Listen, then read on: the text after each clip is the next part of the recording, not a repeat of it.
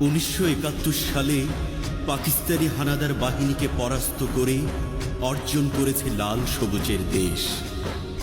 এখনো বিভিন্ন অশুভ শক্তি সোনার দেশকে খুবলে খেতে চায়। শোষণে বঞ্চনা আমাদের ক্লান্ত করে বটে, তবু আমরা উজ্জীবিত হই, প্রাণপণে আঁকড়ে থাকি 14 পুরুষের ভিটে।